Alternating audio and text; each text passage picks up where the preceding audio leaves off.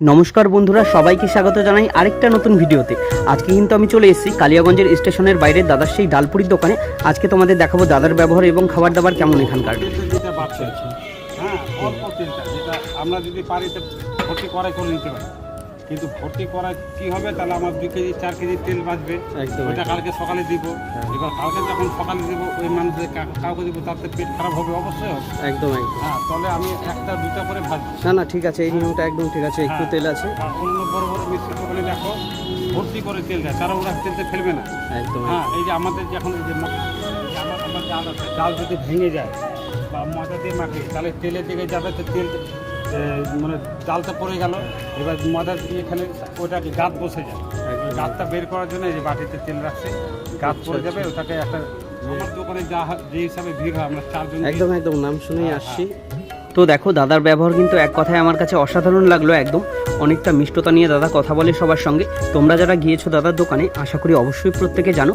তো খুব বেশি কথা বলবো না, কিছু সময় ওয়েট করলাম আমরা, তারপরে কিন্তু দাদা দিয়ে দিল। দেখো 3টে করে পুরি ছিল এখানে, ডাল পুরি সঙ্গে কিন্তু এখানে চাটনি ছিল এবং কিছু সবজি ছিল, একটা মটর দিয়ে আলু দিয়ে যেটা করেছে, আর ভীষণ টেস্টি ছিল বিশ্বাস করো। প্রথম বাইটটা নিয়ে নিলাম, আমি খেয়ে নিলাম একবার, জাস্ট বলে বোঝাতে পারবো না, আলাদা লেভেল। কথা বলে রাখি তোমাদের, এখানে কিন্তু 3টে পুরির দাম ছিল মাত্র 20 টাকা, আর তরকারি কিন্তু আনলিমিটেড এর সঙ্গে। এক একজনকে দেখছিলাম 3-4 বার করে নিচ্ছিল, কিন্তু দাদা তবুও বিরক্ত হচ্ছিল না। আর দেখো লাস্ট বাইটটা যে নিলাম না, জাস্ট মুখে ফুটতেই মনে হলো যেন অমৃত একদম, আর স্বর্গে রয়েছি পুরো। তোমরা যারা খেয়েছো এখানকার, আর যারা এখনো খাওনি জানো, আশা করি বলবো প্লিজ তোমরা একবার হলেও এখানে ভিজিট করো, একবার হলেও ট্রাই করো দাদার হাতের এই ডালপুরি। আশা করি প্রত্যেকের ভালো লাগবে।